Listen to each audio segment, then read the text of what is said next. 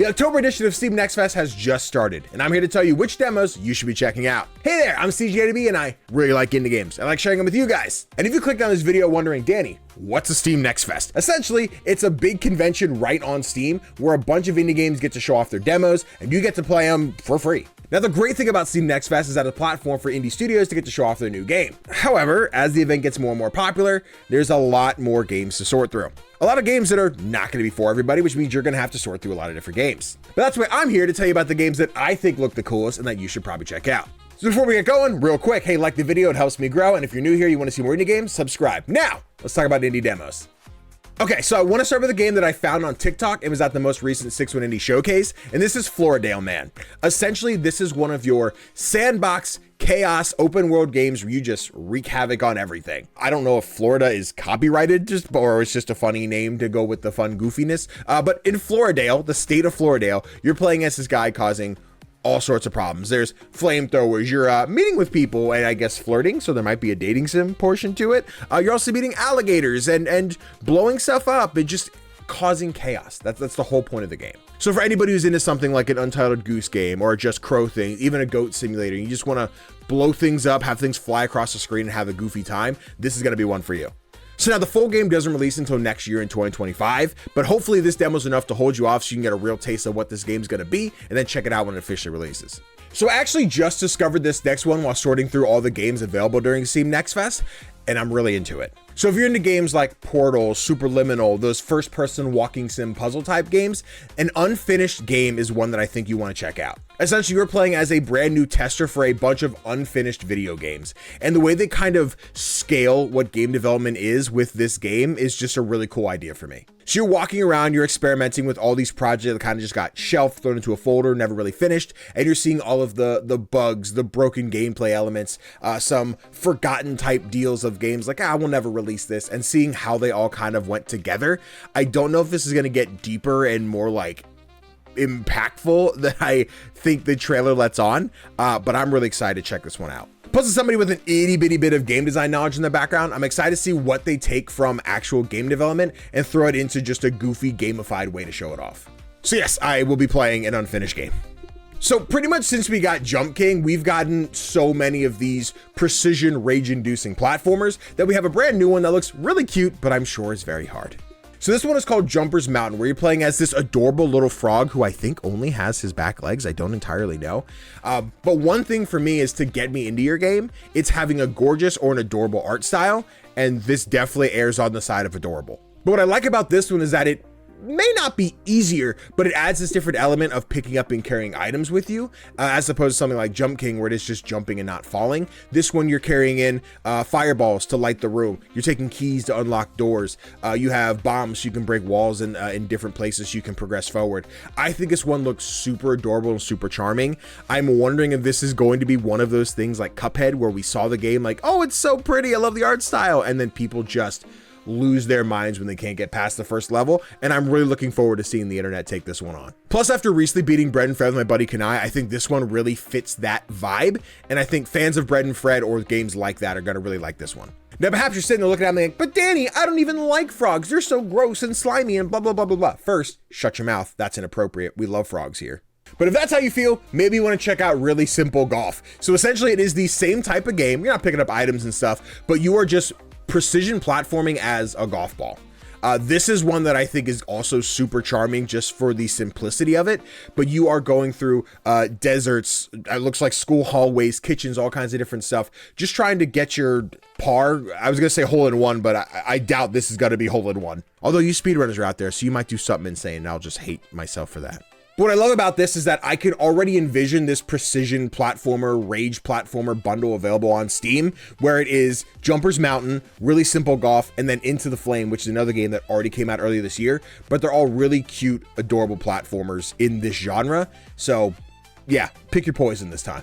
All right, so Great God Grove is a narrative puzzle game that I played earlier this year at Ludonarracon, and I fell in love with it. Plus, it's from the same team that made another game that I love, Smile for Me, and the art style is just like right where I want it to be. But if you haven't seen this one before, essentially you're playing as this newcomer to town and you find this cool like megaphone that's of the gods. And essentially you can absorb people's words and you can use that to talk to other characters or inspire them and all these different things.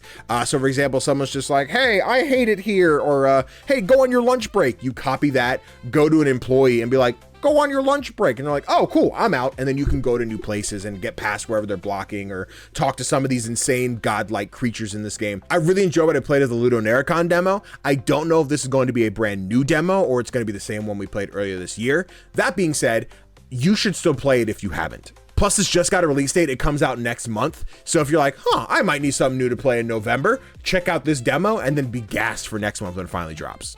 So if you're not new to the channel, you've probably heard me talk about Moonlighter umpteen million times. I love that game. You go into dungeons, you run a shop, you rinse and repeat and do that. So take that and make it you're a penguin, I think, who runs a boba shop. So this is Call of Boba. You're playing as this little bird who, again, I don't know what kind of bird, but I think he looks like a penguin. Correct me if I'm wrong for all my birdologists out there. I don't know what you're called, but you'll go into the day, you'll start running the shop, you'll make people the boba that they want, and at the end of the day you run into dungeons and you're beating monsters and enemies to get new ingredients so you can come back, make new recipes, make new boba. It's the gameplay loop that I love, where it's go farm the stuff, make the stuff, get the stuff, come back, sell the stuff, do it again. I'm hoping there's a cute narrative to go along with it with all these extra characters you see roaming around coming into your shop. But man, this game will get me every time. This formula of like a roguelike, I think they call themselves a roguelike. Let me see. They sure do. Roguelite. Yep. Cool. But yeah, I love me a roguelite in this vein. So it's cute.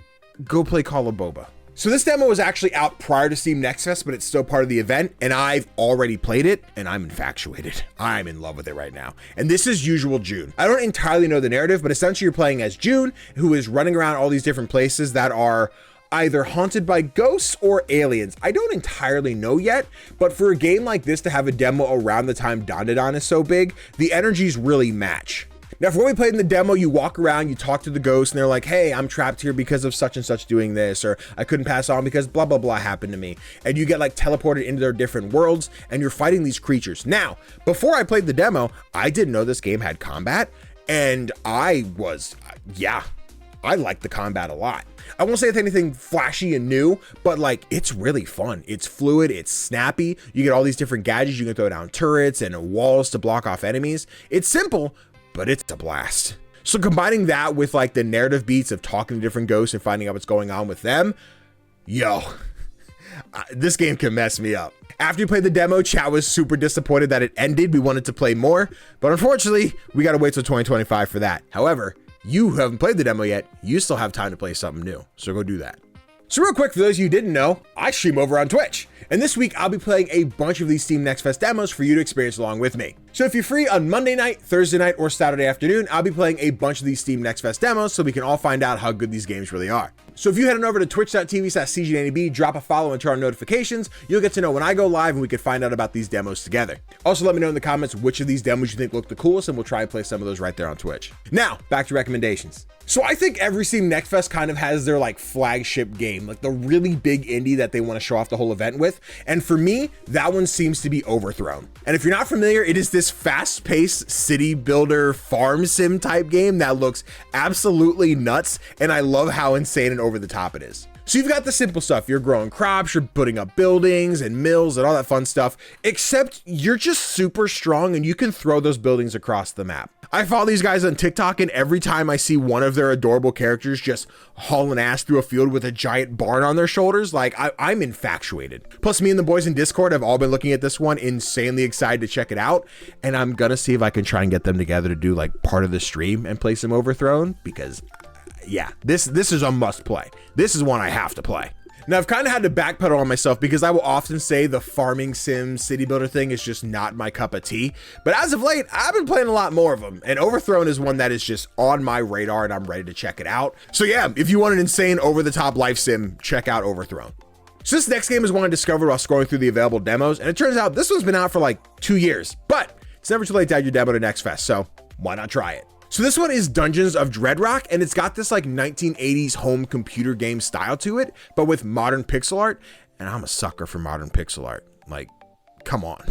So Dreadrock is essentially this tile-based puzzle adventure dungeon crawler type game where almost in the realm of like a Necrodancer, maybe with a little less music involved to it, but everything kind of has a beat to it. You're watching these enemies follow you around and you're kind of hopping from tile to tile to do damage to them and dodge their incoming attacks and find the bosses of each room and take them out.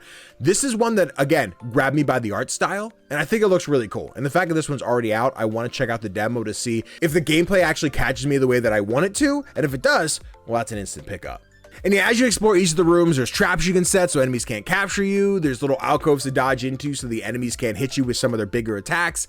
And there's like 100 levels or something like that. And I guess this won a bunch of awards through Google for being like on mobile or something to the effect. So it seems like it's got some prestige. But yeah, Dungeons of Dreadrock, check it out. So maybe this is because I just got the platinum in Vampire Survivors, but I feel like I need a new game to fill that itch, and Fury Dough might be the one. So you are playing as this like platypus, I think? You're really tiny compared to everything else, but you are just surrounded by hordes of donuts. So this is actually one my bud Super Nintendo put me onto the other day. I saw the key art and really didn't think too much about it, but when he told me it's a Vampire Survivors with donuts, I'm like, well, let's take a peek.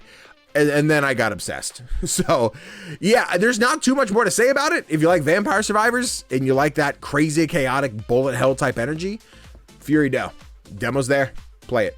So as you start to follow more indie games and wishlist them and all that fun stuff, once Steam Next Fest comes around and you see a demo for a game you wishlisted years ago, you get very excited. And for me, that's Toads of the Bayou. So essentially, Toads of the Bayou is a deck building roguelike, very much like Into the Breach, and you are a bunch of toads in the bayou. That's the description. Now, I know for me personally, Into the Breach wasn't my favorite thing. I really dug it. I understand why people dug it. I just didn't really see it through. But something about toads with shotguns and brooms and swords and stuff, it just seems right. It seems like the perfect game. I forget where we saw this one years ago that had me put it on my wish list in the first place, but the moment I'm scrolling through and I see, hey, available now as a demo, instant download. Now, if you've never played a game like this before, essentially you get this deck of cards. Each one has a different thing. So you move a certain amount of steps, or you do a certain amount of damage, or who knows what goofy stuff they'll put in there, being with the setting as well as toads. Plus, what also seems to be news to me is that this game is coming out this month, which I had not seen until this trailer. So I don't see a date, but maybe that's really soon.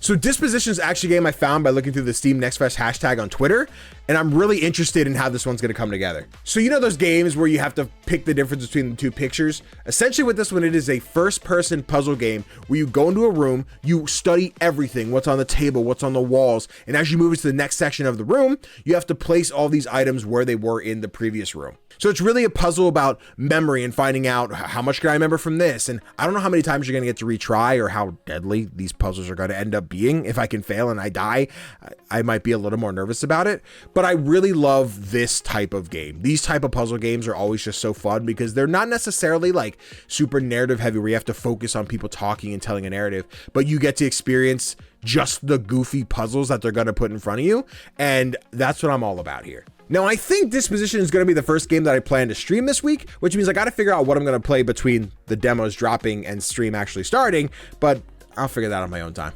So to round out this list, I want to talk about Trash Goblin, which is a game that I've already played a demo for and I fell in love with. So I grew up as a Spectrobes kid, and if you have no idea what that is, it's essentially like a Pokemon knockoff where you would find fossils, excavate them, clean them off, whatever, you'd blow into the DS microphone, and then you would bring these monsters to life. Now, you're not doing the monster part, but there is a bunch of trash you're finding that you're picking the dirt off of, cleaning, getting all the different grunge away from, and then you're selling it in a shop. So Spectrobes meets Moonlighter, and I'm already selling myself more on it. Now, the demo I played previously is an older version of the demo, and I guess this new one we're getting for Next Fest is going to have new characters, new objects, all that fun stuff. So, I guess I gotta see what else is on the table. I can't just pretend like I've already played it. Now, if you're looking at this and may not know exactly what's going on, as you clean off the different items, you put them in your inventory, you clean them off, and then customers are gonna come in and be like, hey, I'm looking for something like this. I need an item so I can do this. I'm looking for a bedpan. I'm looking for a teapot. I'm looking for an ancient mask that'll destroy civilization. I don't know what they're looking for. I'm not here to judge. I'm just here to sell it.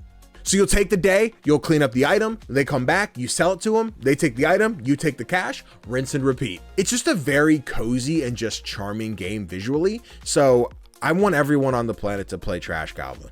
Plus, if you end up loving what you play in the demo, you won't have long to wait because the full game comes out in like less than a month. It's like November 6th or something to that degree. So yeah, Trash Goblin, play the demo and tell him Danny sent you.